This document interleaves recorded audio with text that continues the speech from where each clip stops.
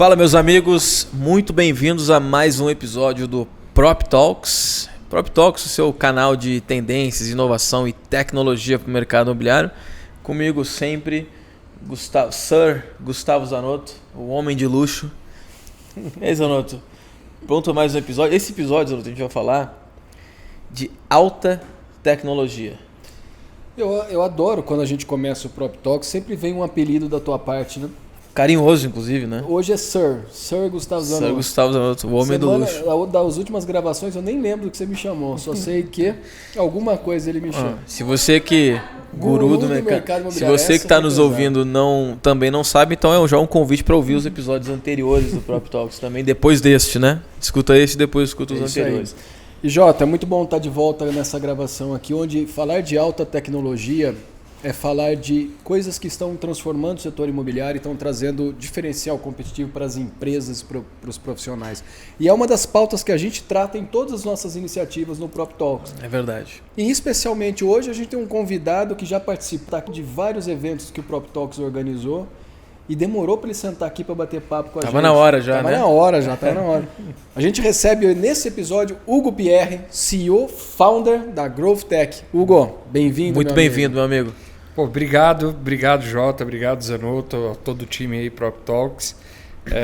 Para mim é um grande prazer estar aqui com vocês. Eu consumo esse conteúdo, já vi bastante coisa legal, muita gente bacana que já passou por aqui.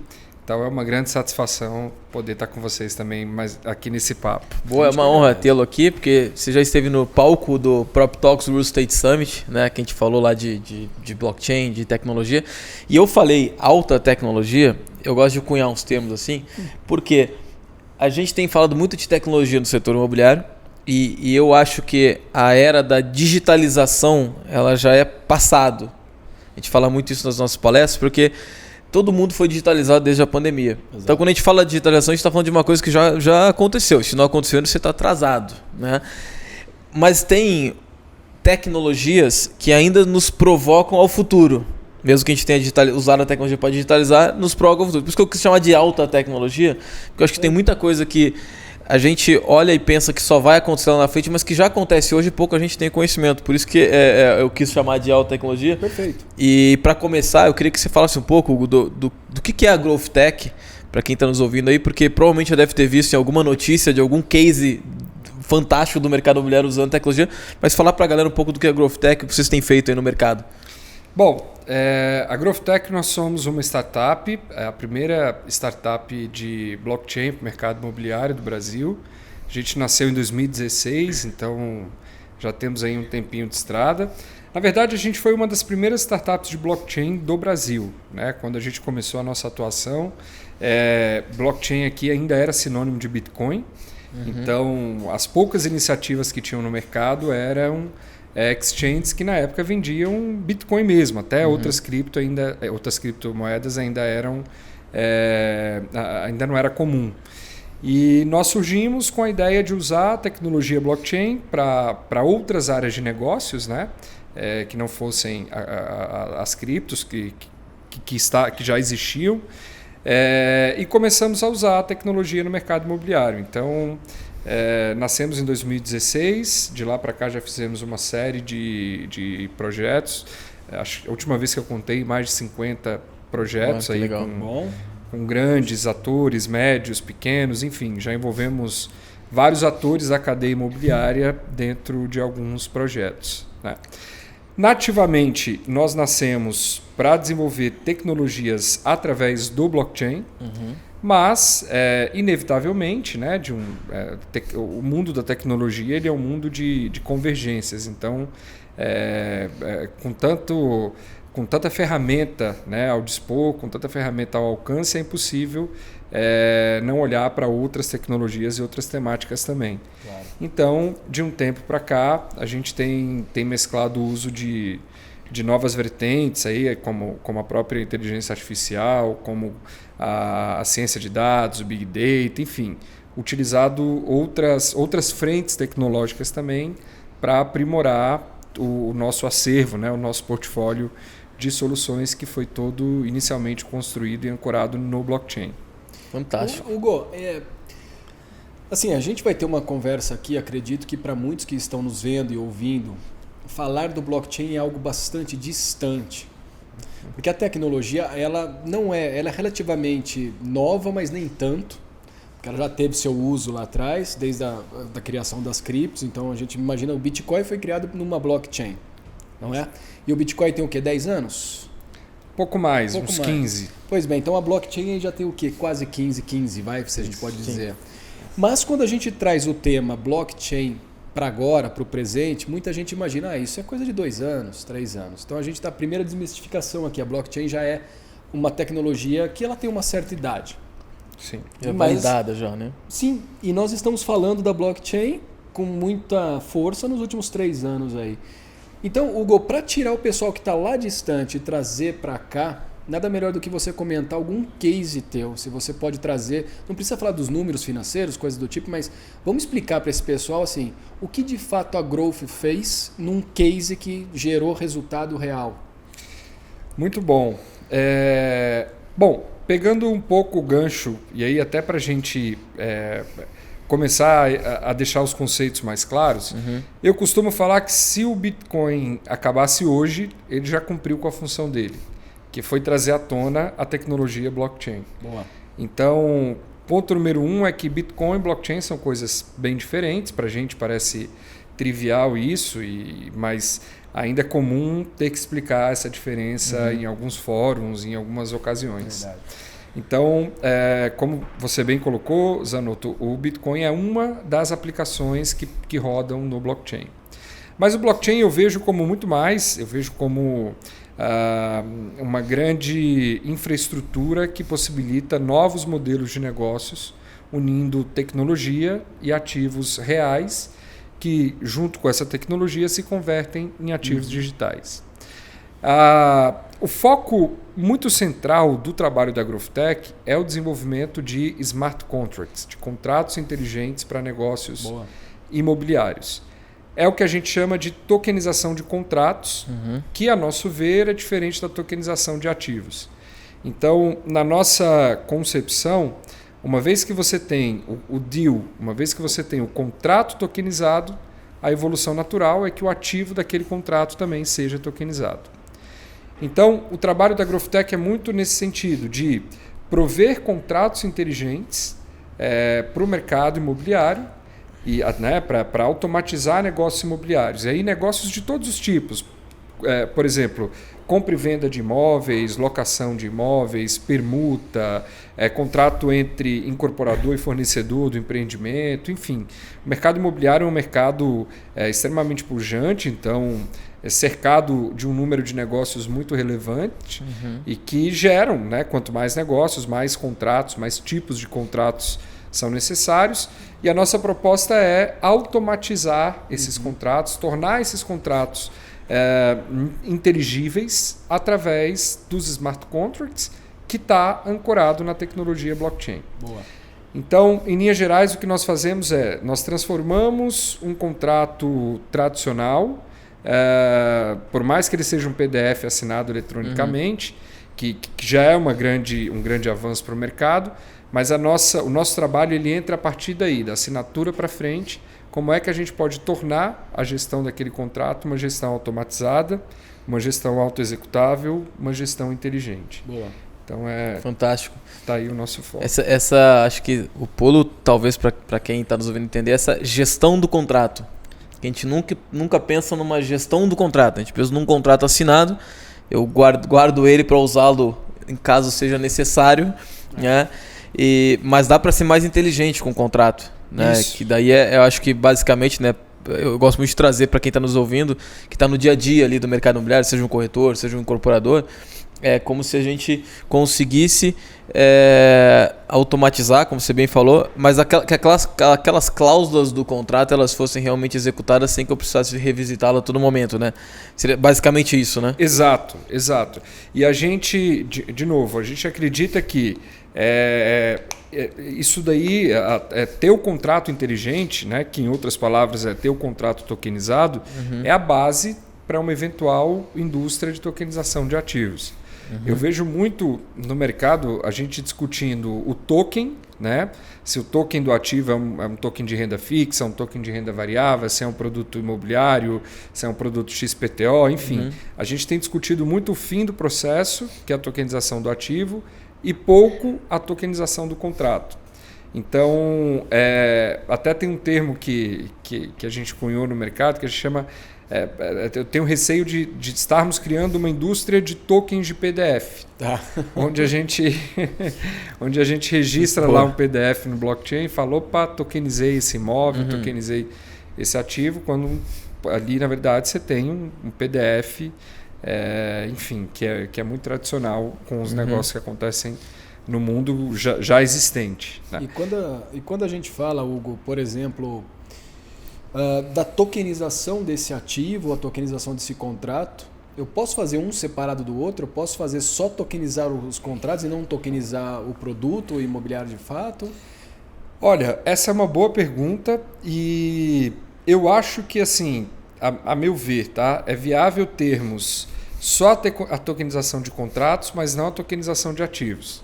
Veja, você pode desejar automatizar a gestão do seu contrato, mas não necessariamente tokenizar o ativo que nele está envolvido. Mas eu não consigo ver a tokenização de ativos sem a tokenização de contrato. Claro. Esse caminho inverso não me parece plausível para que a gente não incorra nesse conceito do token de PDF. Então, é importante que o negócio tenha sido celebrado diretamente no blockchain, através de um smart contract, com todos os seus eventos refletidos no blockchain, para que o ativo daquele negócio faça sentido ser tokenizado. Boa. Perfeito. E quando a gente olha para... A gente fala de contrato imobiliário, naturalmente a gente vai falar tanto de um contrato de celebração, quanto de um contrato registrado num cartório, num tabelionato, né? Que seria a grande discussão, né? O grande debate do mercado, se os cartórios serão substituídos ou não, se eles usarão a tecnologia, enfim, já estão usando e acredito que esse é o caminho. Mas para a gente conseguir tokenizar esse contrato e que essas automações elas aconteçam, eu tenho que também ter tokenizado ou digitalizado os pagamentos desse contrato também, para que eu consiga automatizar isso. E também, imagina um contrato de compra e venda sendo tokenizado, eu tenho essa comunicação com o cartório, com a matrícula, com o registro, com uma escritura para conseguir fazer isso. Já tenho, ou vocês já estão conseguindo fazer isso? Como é que está hoje, né, essa tokenização como um todo? Bom, sobre a questão de cartórios e outros intermediários, eu sempre costumo falar, e talvez até um pouco na contramão do que eu vejo os colegas e o mercado de blockchain de uma forma se posicionando, mas eu não consigo acreditar no mundo blockchain 100% desintermediado. Eu acho que os intermediários eles são importantes na maior parte das vezes, só que dentro de um negócio, vamos dizer, tokenizado, dentro do blockchain, os papéis desses intermediários devem ser reposicionados. Então, assim, eu não acredito na desintermediação total, mas eu também não acredito no modus operandi que existe hoje. Atual. Então, para que tenhamos, de fato, negócios automatizados, negócios tokenizados, é importante que esses intermediários atuem de uma forma reposicionada. Então, esse é um ponto sobre a existência ou não e a minha crença sobre os intermediários nesse processo. Sobre a questão da automação, e aí pegando o gancho dos pagamentos que o Jota trouxe, os recebíveis, né, os famosos importantes recebíveis que são ativos que servem de lastro para várias operações dentro do mercado imobiliário, dentro, por exemplo, da nossa plataforma e do nosso conceito, é um dos elementos mais automatizados que existem dentro do processo. Então, em linhas gerais, quando você cria um contrato, um contrato de compra e venda imobiliário de um imóvel dentro da plataforma, você escolhe quais eventos você quer monitorar, quais eventos você quer automatizar, e a plataforma cria um workflow de monitoramento desses eventos, né, dessas obrigações, e passa a auto-executar automaticamente e registrar os eventos dessa auto-execução no blockchain. Então, pegando um exemplo dos pagamentos, como você disse, os recebíveis. Celebramos aqui um contrato de compra e venda via smart contract e eu elegi que a plataforma faça a gestão dos recebíveis, os pagamentos daquele contrato. Então, sei lá, como exemplo, chegou todo dia 1º de cada mês, a plataforma manda para você um boleto, vai lá no blockchain e registra, olha, o Jota recebeu o boleto, ou seja, ele já está ali com o instrumento para poder realizar aquele pagamento. Vamos imaginar que aquele boleto venceu dia 10, no dia 11 eu já consigo visualizar se aquele boleto foi pago ou não. Foi pago, eu vou lá no blockchain e digo, olha, o Jota quitou essa obrigação está satisfeita. Ou se não, entra no fluxo de inadimplência, teoricamente, em aspas. Né? Então, a plataforma começa a soltar e-mails te notificando, olha, existe esse boleto em aberto, existe essa pendência aberta, e vai registrando todas essas notificações no blockchain.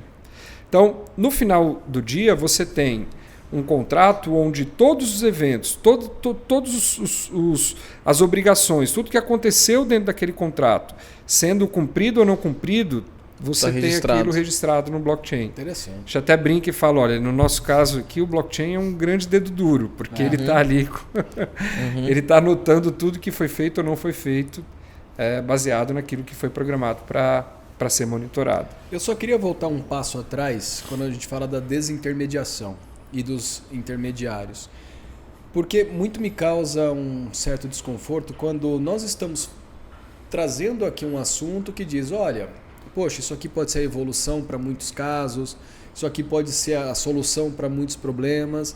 E aí, todos nós aqui, os 3 que estão aqui nessa conversa, concordamos que a desintermediação ela não vai acontecer. O intermediário, ou seja, todos os atores que a gente pode chamar de intermediários, eles vão permanecer ainda de alguma forma. Mas, Hugo, eu só queria que você trouxesse uma luz, na tua visão, assim, será que o que a gente chama de intermediários, eles estão já preparados para entender esse novo ciclo, para que eles permaneçam ainda relevantes no processo, ou falta mais entendimento, mais educação para eles? Olha, eu vejo os 2 cenários nessa questão. Tá? Primeiro, sobre mais entendimento, sobre mais conhecimento, sobre mais educação eu acho que esse é um processo constante, ainda mais quando se trata de uma tecnologia que, por mais que a gente pegue, né, como início ali o Bitcoin surgido há 15 anos, não deixa de ser uma tecnologia nova e uma tecnologia que ainda precisa ser muito maturada. Então, o processo de educação, de conhecimento e, né, de preparação, acho que ele é constante e, a meu ver, a tendência deveria ser que continuasse um ciclo sempre acelerado. Sobre o papel dos intermediários, o que eu penso é que eu vejo a maior parte dos intermediários já tendo compreendido o potencial, né, e o poder que o blockchain tem para poder otimizar, melhorar, enfim, e tornar o mundo dos negócios como um todo mais otimizado, mais eficiente, mais rastreável, mais distribuído, mais transparente, enfim, no nível de governança muito melhor. Mas sinto sim que existem alguns intermediários que estão, de alguma forma, buscando algum mecanismo, algum caminho para fazer parte desse novo movimento, que é um movimento de fato otimizado, inteligente, etc., considerando o blockchain, mas vejo, lamentavelmente, uma parcela também considerável de intermediários que, talvez até de uma forma inocente, ainda estão retardando o processo de transformação. E eu acho que isso é algo que o mercado por si só e a sociedade, em algum momento, cobra essa conta. Então, ou traz-se à tona uma nova forma de operar e de fazer, e todo mundo embarca naquilo, ou, de uma certa forma, vai existir uma pressão cada vez maior para que intermediários ainda não tão ágeis dentro desse processo de transformação comecem a dar uma acelerada nesse trabalho. Concordo. E também, eu acho que em questão de educação, o mercado imobiliário por si só, em educação geral, não só de tecnologia. Mas o mercado imobiliário por si só ele é um mercado carente, né? Se eu falar em massa, né? Claro que tem muita gente muito boa no mercado e que estuda, mas o mercado em massa ele é um mercado carente, até porque a formação do mercado ela não é uma formação registrada, né? Existe uma pós-graduação do mercado imobiliário, por exemplo. É um mercado carente. Eu acho que naturalmente por isso a gente tem um trabalho de instrução que a gente está fazendo aqui, batendo esse papo, conversando, muito grande. De educar, porque eu vejo também que muito da resistência do mercado é de não saber o benefício. Quando a gente faz um evento como a gente fez esse ano e ano passado, quando a gente bate um papo assim, quando a gente conversa até informalmente, né, fora das câmeras, a gente entende o benefício. Então nós levamos esse conteúdo para um incorporador, para um corretor, né, e aí a gente consegue fazer. Mas quando a gente vai para o geral, poucos eu acho que ainda entendem o benefício. Por isso que a gente sempre tenta trazer o case, né? Tá, beleza, mas foi usado aonde? Foi usado como? Porque daí o pessoal começa a entender, não, beleza, se eu aplicar aqui, eu ganho tempo ali, eu tenho registro, eu tenho dado, não, o mercado vai melhorar, então eu preciso usar. Acho que o principal ponto também dessa velocidade de uso, além, claro, de regulação, que a gente sabe, dá pra gente falar disso depois também, mas acho que até esse enxergar o benefício. Por isso que eu queria até convidá-los a fazer uma jornada. Vamos imaginar que o mercado imobiliário começa com o desenvolvimento dele, que é o incorporador desenvolvendo um projeto. No desenvolvimento imobiliário, desde a escolha de um terreno, contratar fornecedores, começar a construir e vender, eu vejo, né, como a gente conhece, o uso da blockchain em todo esse cenário. Mas na prática, até pegando esses mais de 50 projetos que já participaram, que eu repito, vocês devem ter visto já a notícia de alguns, né? Imagina essa esteira. Aonde a gente usa a blockchain nela de forma prática, pensando nesse benefício, né? Para quem está nos ouvindo e de repente agora eu quero entender como é que funciona isso mesmo. Sim. Bom, nós usamos dentre esse conjunto de projetos, nós já atuamos, eu acho que nas principais, ou talvez em todas as etapas de um ciclo de incorporação imobiliária. Então, tivemos cases onde usamos smart contracts, por exemplo, para memorial de incorporação, que é uma etapa extremamente relevante, extremamente importante dentro do ciclo de incorporação. Já usamos as tecnologias que criamos em processos em contratos mais comuns, como compra e venda e permuta, por exemplo. Já usamos em operações de securitização, onde os recebíveis imobiliários servem como lastro, né? como matéria-prima para captação de recursos. Já utilizamos em contratos entre incorporador e fornecedor, para tornar a gestão dos contratos com os fornecedores, que são muitos dentro de um projeto imobiliário, uma gestão mais inteligente, mais otimizada. Então, eu acho que, se não nos principais, se não em todos, mas com certeza nos principais ciclos, nas principais etapas do ciclo de incorporação imobiliária, a gente de alguma forma já teve algum case correlacionado. E aí, até uma pergunta que um de vocês, acho que o Jota fez, e eu acho que eu acabei não respondendo, sobre a questão dos cartórios. A gente também já teve bastante experiência, né, e vários cases onde conseguimos integrar o cartório dentro dessa jornada automatizada. Então, não nos parece um horizonte inalcançável, muito pelo contrário. Eu acho que é a velha questão da gente continuar testando e continuar tendo cases, continuar estudando, até mesmo para ter lições aprendidas e melhorar cada vez mais a possibilidade, né, de termos esses intermediários com papéis reposicionados, como eu coloquei um pouco atrás.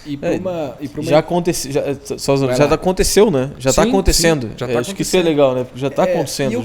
E como já está acontecendo, o que eu queria entender é assim, porque mais de 50 projetos desenvolvidos em diferentes partes da cadeia, né?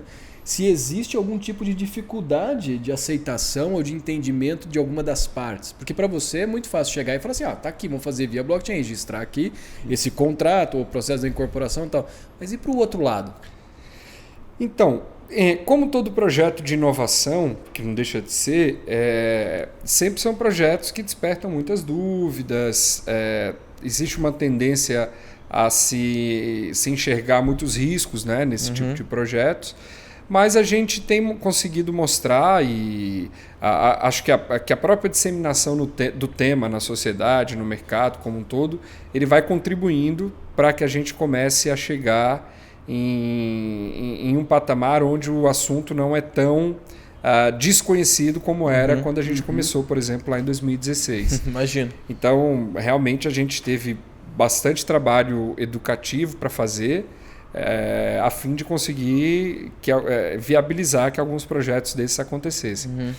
Mas eu sinto que o público, quando eu falo público, mercado, a sociedade em geral, tem aceitado de uma forma mais tranquila, né, quando se inicia uma conversa nessa temática, mas ainda é um tema, é um projeto de inovação, é um projeto, geralmente, aonde vamos implantar ainda, são projetos de inovação, são projetos que mexem muito com a forma como aquele processo é executado lá dentro daquela determinada casa.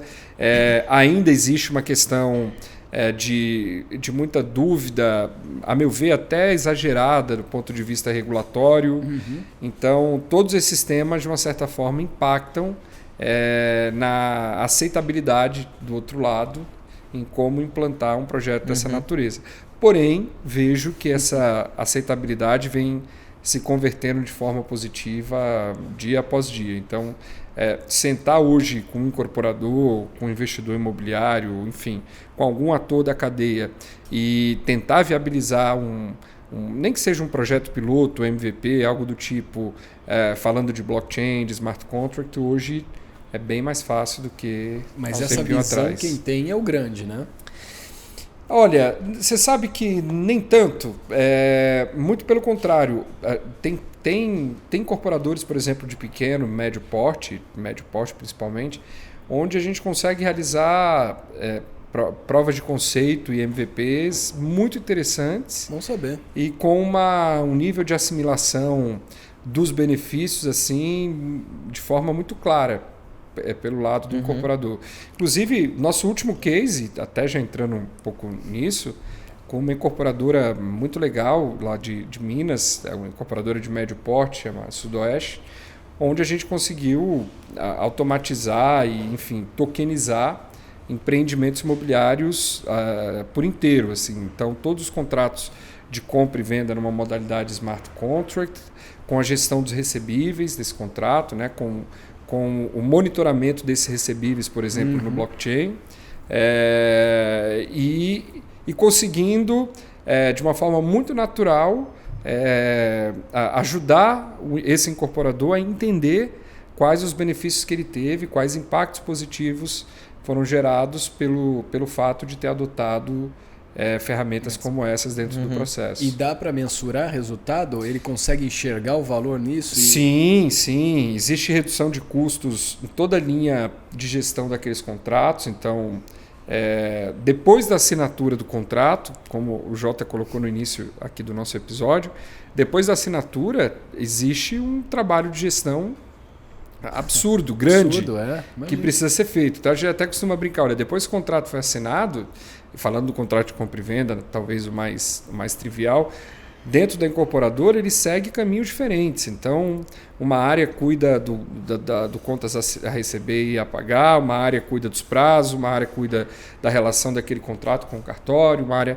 Então, trazer toda essa gestão que hoje é feita por muitas pessoas, muitos sistemas, muitas planilhas, suscetíveis a erros, enfim, para um processo automatizado, integrado, inteligente e tendo o resultado desse processo registrado no blockchain, é um grande... fantástico. Acho que um grande benefício. É uma evolução, né? Porque acho que a gente sai daquele registro físico, né? Que era aquele armário que tinha A, B, C, D até Z lá de contrato, e é onde a pessoa assinava aquilo ali físico, a pessoa tinha que ir lá ver o nomezinho e voltar aquele contrato. Evoluiu para um modelo digital, onde tem as assinaturas digitais, o PDF, mas ele ainda está numa máquina, mesmo que ele esteja na nuvem, ele ainda está lá para eu consultá-lo e aí eu fazer a ação a partir disso, para ter uma nova evolução onde esse contrato está num ambiente registrado, que eu tenho acesso, né? Que ele é um ambiente que não vai ser, inclusive, não corre o risco, como corre o risco de um computador ser hackeado e tudo mais. Depois que eu registro ali, já vem uma camada nova, né, de blockchain, e que ele se executa sozinho algumas ações. Acho que é isso que o pessoal tem que entender, assim, e Zanotto, pela primeira vez até nós já gravamos aqui com o Rubão 2 episódios, né? O Rubão participou com a gente. 3? Não, 2. Dois episódios. Gravamos com o Andrés da Netspace, também falando de tokenização. Com o Daniel Niero também falando de blockchain. Mas acho que é a primeira vez que a gente está tangibilizando o pessoal que está nos ouvindo de verdade, assim, o que é. Não a tecnologia em si, porque às vezes as pessoas querem entender a tecnologia. Ninguém entende como é que foi desenvolvido e qual é a linha de código do aplicativo que usa no celular. Exatamente. Então não tem por que ficar entendendo tanto de como é feito, né? Mas é o benefício. Acho que a gente está tangibilizando o benefício. E por isso que eu quis fazer essa analogia, que você saiu daquele contrato ali do arquivo para um contrato mais digital e agora para um contrato que ele sozinho consegue fazer, né, algumas coisas ali dentro. E aí, acho que olhando dessa forma dá para entender o benefício desse negócio, né? O quanto eu consigo ter uma velocidade maior, né? Daqui a pouco menos pessoas ali envolvidas a fazer um processo nisso daí. Acho que assim dá para entender melhor, né? E aí, a partir disso, ver onde tu pode aplicar isso no negócio, né? Que bom que os pequenos incorporadores e atores do mercado também estão olhando para isso. Porque a tecnologia ela é uma tecnologia democrática, não é uma tecnologia que é só para quem é grande, né? Todo mundo pode estar dentro desse negócio, né? Sim, sim. E é aquilo que eu coloquei, assim, a nosso ver, a meu ver, passar pelo contrato, né, tokenizar o contrato, é a pavimentação, é a base para a gente chegar na tokenização de ativos.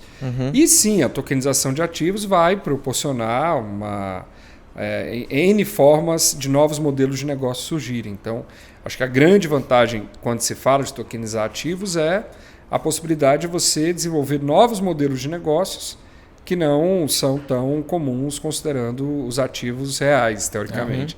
Então, quando no mercado imobiliário você fala de fracionar, de permutar frações, etc., enfim, são novos modelos de negócio que já vêm em virtude da tokenização. Mas, de novo, acho que é importante, até para frisar esse ponto, eu consigo ver a tokenização de contratos existindo e não necessariamente a tokenização de ativos. Mas não consigo ver a tokenização existindo sem ter o contrato da onde aquele ativo está inserido ter sido tokenizado. Então, e acho que isso é uma base para todos os negócios de conversão de ativos digitais reais em digitais, ou seja, de todos os negócios que se falem em tokenização, eu acho que para fazer sentido deveria passar por essa esteira de ter o contrato via smart contract, ter o deal celebrado no blockchain para que o ativo dali seja tokenizado. Talvez então, será que a gente não teve a discussão errada nesses últimos anos de misturar as coisas? De falar de blockchain, mas ao mesmo tempo falar de tokenização, e aí a discussão ser sempre a mesma. Quando você fala de blockchain, você hoje se vai discutir blockchain, se discute a tokenização do ativo. Será que ele vai ser seguro? E se o cara comprar metade e ele não quiser morar? Aí se ele a discussão é em torno disso. Mas não se discute o uso do blockchain, se discute a tokenização sempre. Talvez a gente tenha avançado uma discussão que deveria ter sido um pouco antes a gente discutir porque é muito natural também, como eu falei, para gente que está mais inserido, né? Faz alguns anos que o Zanotto também está bastante inserido nisso.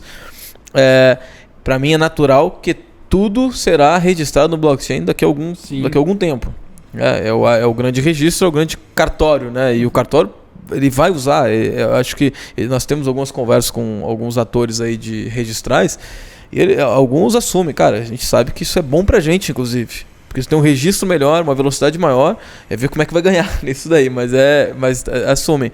Acho que é inevitável que todos os contratos, todos os registros vão ser feitos em blockchain, porque é mais fácil, mais rápido, a gente consegue aferir o dado melhor, e o mercado imobiliário tem um grande problema de dados. Os dados são muito pulverizados, poucos visíveis, então acho que é natural que vai acontecer esse uso do blockchain. Talvez, então, nessa conversa estou entendendo e que a gente discutiu errado esse tempo todo, na verdade, porque misturou as discussões, né? Eu acho que a gente avançou, como você mesmo disse, Jota, a gente avançou numa discussão que tinha algo antes para ser pensado. Que poderia já estar sendo executado, inclusive, em maior massa, né? E é por isso que a gente hoje vê muita discussão da tokenização dentro de uma CVM, quando você podia ter algo muito mais fácil de ser entendido dando um passo para trás. Né? A gente foi pensar logo na tokenização do ativo. Claro. E aí vem a legislação em cima e diz, pô, o que é isso? Como fazer e tal? Mas podia ter vindo antes. Falar, vamos entender o blockchain primeiro? Como que ele vai trazer benefícios para o mercado para depois a gente dar o passo de tokenizar o ativo, né? Não, e esses pontos que vocês colocaram foram brilhantes, assim. O Jota, muito do que você falou é... Jota é brilhante. É muito do que eu... Tô aprendendo. É muito do que eu falo bastante nas oportunidades que eu tenho de eventos e palestras, e enfim. A meu ver, nós erramos a mão na discussão quando a gente dispensou bastante foco e energia para discutir o token do ativo. Por quê? Porque quando eu falo de contrato inteligente, de smart contract, de tokenização de contrato, por exemplo, eu estou falando primeiro de um ponto que não colide com regulação. Então, você celebrar a compra e venda de um imóvel, por exemplo, através de um smart contract, você tem zero impacto legal nisso. Não tem problema com CVM, não tem problema com cartório, não tem problema com nada, porque no final... as partes que vão assinar aquele documento vão assinar um PDF com assinatura eletrônica ou certificado digital, só que aquilo ali é mais do que um PDF, é um PDF inteligente, é um PDF linhas smart. De código, né? São linhas, né? É um PDF para melhorar a experiência do usuário, enfim, para que o usuário final não veja uma diferença muito grande para os documentos que ele costuma assinar, né? No dia a dia, exato. Mas se a discussão tivesse sido canalizada desde o princípio para essa finalidade, olha, vamos primeiro transformar os deals em negócios inteligentes, né? Vamos primeiro tokenizar os contratos. Muito bom. Porque eu acho que nós, sociedade, mercado e o próprio regulador ia começar a ter como insumo assim, bom, uma vez que eu tenho contratos, todos via smart contracts, todos celebrados nesse formato, os ativos que estão aqui envolvidos já são ativos tokenizados. Já são ativos digitais. Agora é um passo a mais para eu poder transformá-los. Então a discussão não seria nem mais se isso aqui é um ativo, será um ativo digital ou não um ativo digital. Bem, se você celebrou aquele deal nessa modalidade, aquele ativo é digital por natureza. Então, fantástico. Você... Já come aí uma boa fatia de tempo no sentido de evidenciar, de mostrar, de provar, enfim, para o regulador e para quem quer que seja, que aquilo ali está no processo de conversão, como é o modo que a gente faz hoje em dia. Boa. Teríamos muito mais dados, né, se já estivéssemos executando isso daí. Uma dúvida que eu tive agora...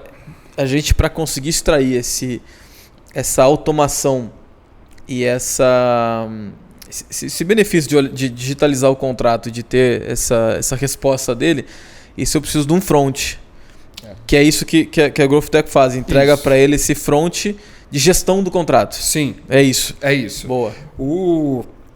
Os usuários finais, né, eu diria os clientes, teoricamente, da nossa plataforma... E aí vamos para um exemplo mais típico, mais tradicional, o incorporador e o comprador, por exemplo. Eles têm visões, têm front-ends ali extremamente friendly e tranquilos e simples de entender, que aquilo ali é um contrato que está sendo formalizado, estão ali as obrigações que vão ser monitoradas e em qual status, né, em como anda o monitoramento de cada obrigação daquela.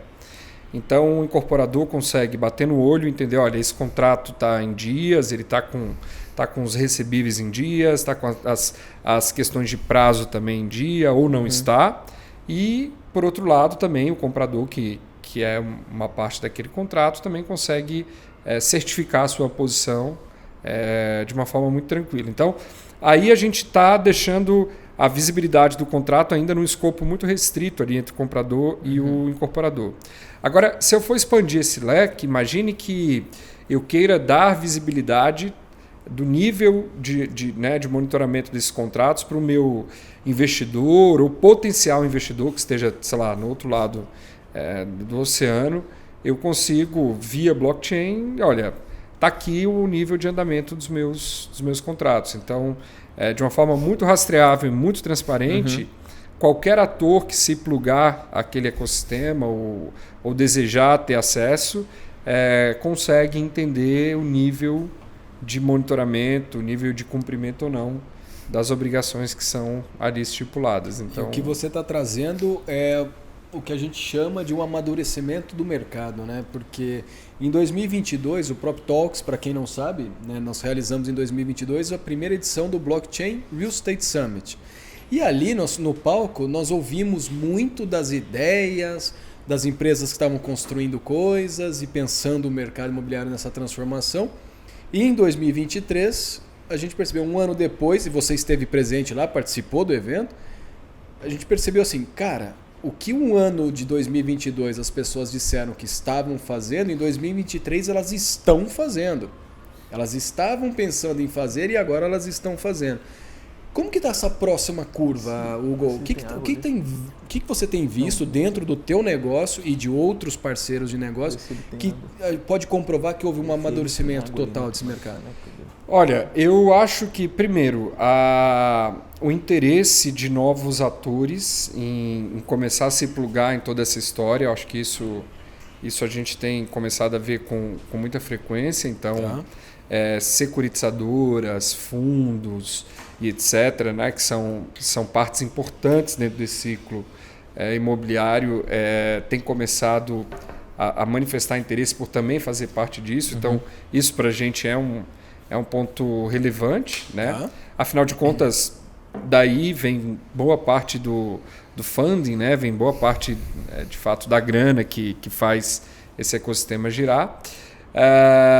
E começo a ver, por um outro lado também, um ponto que eu acho interessante destacar, é o amadurecimento do comprador na ponta, né? Sobre o que é tokenização de fato séria e relevante, que mostre benefícios e que gere valor, e o que é fumaça, como diz o ditado. O que de fato é meramente, sei lá, uma representação no blockchain para dizer que tokenizou.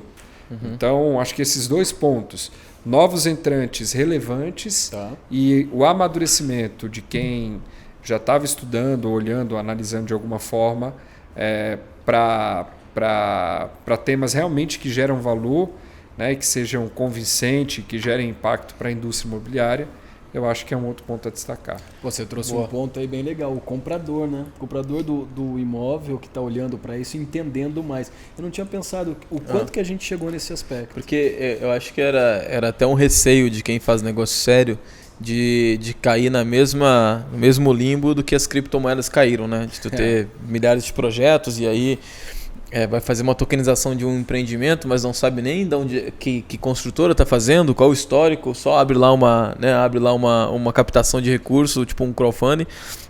Mas eu tive um aprendizado aqui nessa conversa muito grande, Zanotto, dessa discussão, né, que a gente deveria estar discutindo antes, e até uma visão muito minha, assim, mudou não, mas agucei um pouco mais esse conhecimento do quanto olhar para os contratos é interessante, teria sido, mas ainda é muito interessante da gente ter agora, né, com os atores do mercado.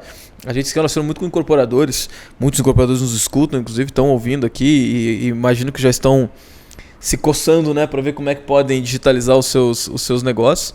E eu vejo algo para ser feito hoje já, não precisa esperar, não precisa, né, porque tem muita gente, muito incorporador que a gente conversa. Estamos aqui, inclusive, na House, né? A gente às vezes até não fala porque é tão óbvio, né? Que a gente está aqui na House, que é a nossa casa aqui, né? Esse cenário rosa. O Zanotto não está com o urso dele no colo hoje. Faltou o urso. Mas o Tão está aqui. O Tão está aí. Eu estou aqui tomando meu... Quem tá no Spotify não tá vendo, estou tomando um chimarrão aqui. Mas peguei o chimarrão agora no meio do episódio, peguei um chimarrão. Que pode. Mas esses incorporadores que estão aqui, e aí eu falei da House porque a House a House embarca tecnologia em incorporadores do Brasil inteiro. Nós temos mais de quase 500 incorporadores plugados aqui na House. E na nossa conversa com vários deles, a gente vê que muitos estão naquele momento de esperar. Não, vamos esperar essa tecnologia amadurecer. A gente quer muito entrar, a gente quer muito tokenizar, a gente quer muito fazer parte, mas a gente não sabe o que fazer agora, então vamos esperar a regulação. né, um ou outro ali fazendo algum teste, tokenizar alguma coisa, de lançar algo assim.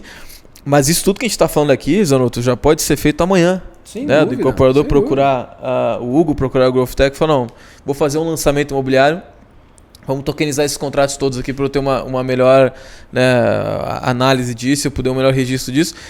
Estou comprando um terreno, já posso fazer também, né, a minha relação com os fornecedores. Amanhã já dá para fazer isso, né?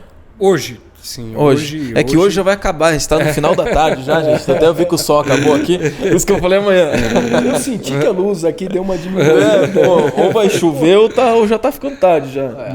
Mas amanhã está aí também, então assim, é muito importante deixar claro que tudo que eu trouxe aqui são ferramentas e tecnologias que estão ao alcance de hoje, né? Então, começar a transformar a sua gestão de negócios, a gestão de contratos, enfim, isso que no final do dia é o insumo da tokenização do ativo, eu acho que é um passo extremamente relevante. Acho que essa turma toda que está esperando amadurecer, está esperando regulação, ou está esperando, sei lá, ter algum risco identificado, mais mitigado, eu acho que essa turma tem aí agora um bom convite para começar a colocar o pé na tecnologia e já utilizando enquanto base, enquanto pavimentação para uma eventual digitalização dos ativos, que vai chegar. Tá? Que, aliás, que já está aqui. A digitalização de ativos, a tokenização de ativos já está aqui. Só que é visível, né? É sabido até que a gente ainda tem alguns pontos para superar no âmbito regulatório, enfim, na natureza até educativa mesmo. Mas entendo que a base, a fundação para isso acontecer, a gente já tem na mesa. É começar. Se fizer isso agora, como os cases que vocês já têm, é uma forma de se antecipar a essa onda que vai acontecer, eu acho, inevitavelmente, da tokenização do ativo também? Eu acho que se antecipar é um bom termo, mas talvez eu diria que assim é uma forma de começar. Né? É uma forma de, literalmente, assim, olha, considerando que um dia a tokenização dos ativos e tudo mais vai fazer parte do meu dia a dia, eu já estou começando esse processo por uma etapa que vai ter que acontecer, por uma etapa que vai ser imprescindível. Então, antecipar é bem legal, né? Queira ou não queira, você está dando os primeiros... Bom, então, já que isso aqui um dia vai acontecer para mim, eu já vou começar a usar. Mas olhando pela ótica de, olha, eu preciso começar a celebrar negócios já nesse formato, porque em muito breve, né, os ativos que eu comercializo, eles serão ativos digitais, e para serem digitais, eles têm que nascer num contrato assim. Eu acho que por aí já é uma outra perspectiva relevante. Muito bom. E hoje, acho que duas coisas. Primeiro ponto, além de se antecipar, a gente tem que falar disso também, mas marqueteiramente, se você fizer um negócio desses agora, tendo a possibilidade e assim, ser algo útil, não só fumaça, né, mas algo útil para o seu negócio, vai te ajudar também marqueteiramente a te vender como uma empresa inovadora. Sim. É natural. Sem dúvidas. Né? É mais um argumento, né? Porque é um argumento importante, porque faz tu pegar valor e ter daqui a pouco uma venda mais rápida, enfim, acho que é um ponto importante também. E aí a dúvida que pode surgir do outro lado ali, né, do incorporador, do quem está nos ouvindo, é qual o custo disso hoje? É caro para eu fazer esse movimento, para eu me antecipar? Qual o custo dessa operação? Eu só vou acrescentar uma parte na fala do Jota, é o seguinte. Bom, é bom marketizar, qual é o custo disso? Mas, Pierre, o construtor, o incorporador que está... Cara, aí a gente tem que sinalizar isso muito bem, porque parece que é algo do eixo Rio-São Paulo, que é muito próximo de trabalhar o blockchain, né, a tecnologia e tal. Mas e o cara que está lá na Paraíba, o cara que está lá no Maranhão...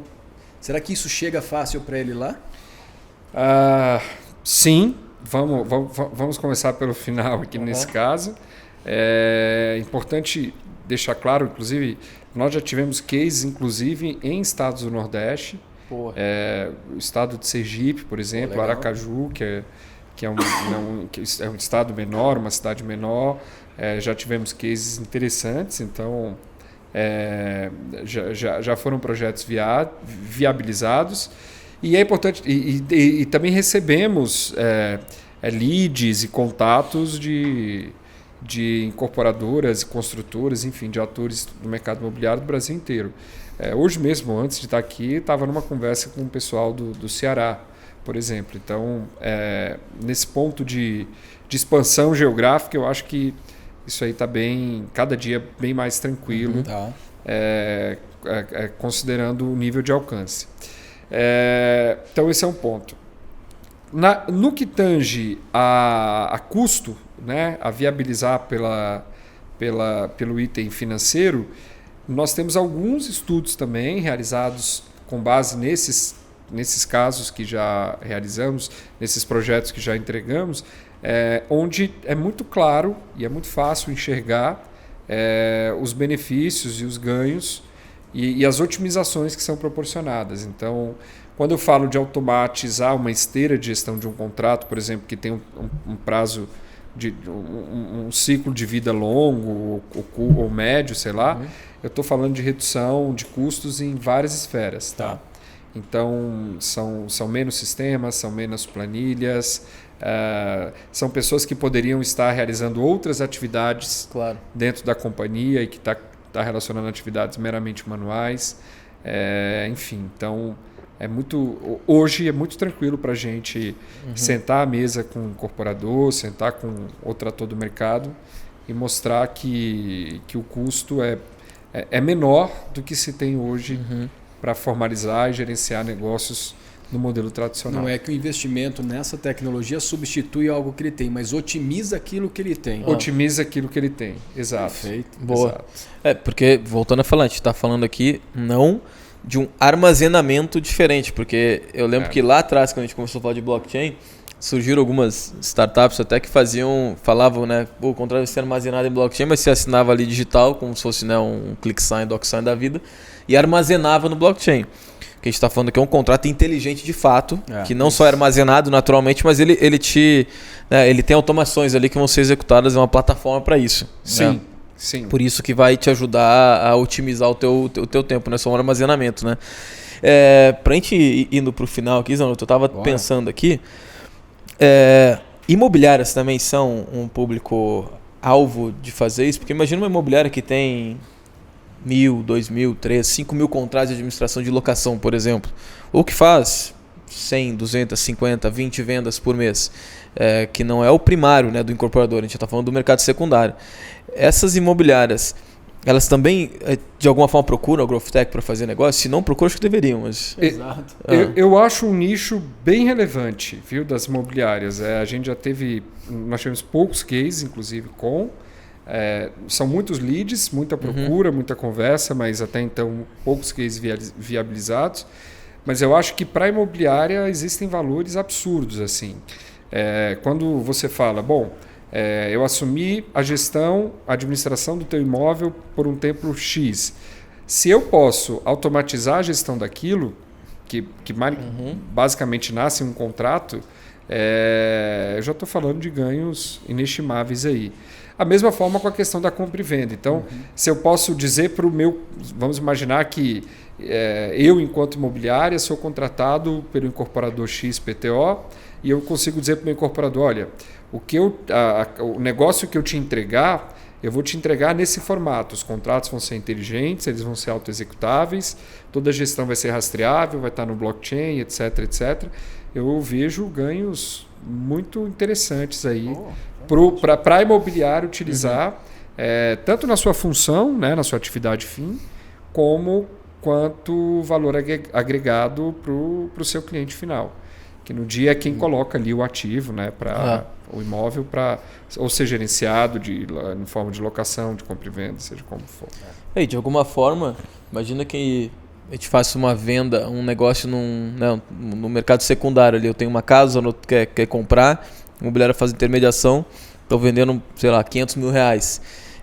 Se daqui o Zanotto compra, se daqui a 7 anos, 8 anos ele for vender, se eu tiver o registro disso, A gente vai entrar numa enseada aqui que a gente já conversou algumas vezes, que é a falta de registro do mercado, né? Para eu ver que este imóvel naquele ano foi vendido a 500 mil, o ideal seria se tudo que acontecesse neste imóvel fosse registrado. Exato. Né? Uma reforma, todos os eventos, né? Todos os eventos, gostei disso. Fosse registrado. Isso. Imagina, né? O novo comprador vai ver, pô, esse imóvel ali foi vendido em tanto tempo, era desse valor, foi feita essa melhoria, vários eventos aconteceram, hoje eu estou comprando a tanto. Você tem um registro do mercado imobiliário, tem o tão sonhado MLS do mercado imobiliário. Eu gostei dessa expressão que foi trazida agora, eventos. Sim. Né? O imóvel ele tem diversos eventos, ou seja, cada mexida no imóvel, uma pintura, uma reforma, um paisagismo, alguma coisa, se fosse um evento, você está registrando ali. Claro. O novo comprador ele vai ter o histórico perfeito da transação. Ele vai saber exatamente, eu estou comprando um imóvel por 600 mil, que há 5 anos ele valia 500 e ele passou por todos esses eventos. O que configura que é um imóvel que está com manutenção em dia, é um imóvel que não vai precisar ter várias outras manutenções assim que eu comprar. Cara, é fantástico. Eventos, criação de eventos. É que nem quando você vai vender um carro que é novo, você quer olhar ali se ele passou pela revisão. Sim. Né? Sim. Ele, mesmo que seja no papel, né? É muito mais fácil se ele estiver digitalizado, mas você quer ver isso daí. No mercado imobiliário não tem isso. Não tem. Não mostra que foi feita uma reforma ou não, ou que foi vendido a tal preço, que não foi. É o que está na matrícula, e a matrícula às vezes não é o preço. Em linhas gerais, esse é o nosso core business, né? Te entregar o histórico daquele contrato, teoricamente, e que naturalmente vai estar vinculado ao histórico daquele ativo. Exato. Que aquele contrato regula, ele acompanha, né, alguma interação que houve com aquele ativo. Exato. Zanotto, altos aprendizados aqui. Sempre. Sempre, mas eu te confesso que foi para mim foi muito bacana porque eu tive uma mudança de visão até e a gente fala tanto de blockchain, tokenização, que eu tive umas mudanças aqui de como falar mais sobre isso até. E explicar isso, né? Porque, poxa, só nessa 1 hora de conversa aqui com o Hugo, a gente já entendeu que assim, a gente avançou demais em muita coisa que poderia ter avançado de menos e começado de uma forma mais diferente, né? Mais simplificado para poder chegar no avançado ali da frente.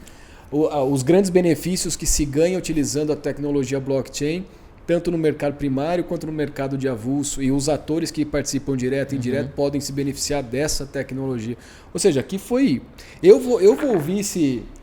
Para de tomar isso aí, ó. Para de fazer barulho aí, ó. Roncou. Eu vou ouvir esse episódio aqui umas 2, 3 vezes, porque, cara, Hugo, foi uma verdadeira aula sobre a tecnologia blockchain e essa sua visão e a visão da Growth de desenvolvimento do mercado, acho que vai fazer valer para muita gente, viu, cara? Muito bom. Muito bom mesmo. Obrigado pela presença. Valeu aí, viu? Mesmo. Foi. Eu que agradeço a participação. Imagina, acho que sempre legal tá trocando conteúdo e ideias aí com quem tá imerso, né, nesse mercado. E eu vou fechar aqui a fala com o que a gente tem chamado o nosso lema hoje, que é assim, na nossa visão, o contrato do futuro ele é inteligente e tokenizado. Né? Se o ativo será, são outros 500. Mas o contrato do futuro é esse, eu não consigo ver de forma diferente. Então eu espero que em março de 2024 você leve esse tema para o Prop Talks Real Estate Summit. Vai acontecer em março de 2024. Então o Hugo já está convidado a estar lá. Vai levar esse tema para discussão ali. Tá fechadíssimo. Vamos, Hugo, para fechar abrir plataforma, mostrar. Muito bom. Essa é a ideia. Essa edição do Prop Talks Real Estate Summit, a ideia é realmente mostrar as tendências, mas mostrar o que está sendo feito, o que vai ser lançado, provocar a galera para esse tipo de coisa. E para fechar, para quem está nos ouvindo aqui, um incorporador, um imobiliário, enfim, um ator do mercado que ficou mexido também com essa conversa e quer, vou fazer isso, como é que encontra a GrowthTech, como é que contrata vocês, como é que sabe mais sobre isso? Bom, nós estamos disponíveis em todas as principais plataformas digitais, eu acho. Nosso site é growthtech.com.br, Growth, GROWTH, também Instagram, Growth_Tech, Facebook, GrowthTech, LinkedIn, GrowthTech. Boa. Então, a gente está em todos os canais e nesses canais também tem pontos de contato mais customizados, via WhatsApp, enfim, chatbot. Maravilha. e algumas formas mais fáceis de achar também. Excelente. Fechou. Fechou, Zanotto. Mais um grande episódio. Mais um grande episódio. Obrigado, Hugo. Obrigado, Valeu, eu Hugo. que agradeço. Prazerzaço, cara. Eu que Valeu. agradeço. Valeu. Valeu, Obrigado. gente.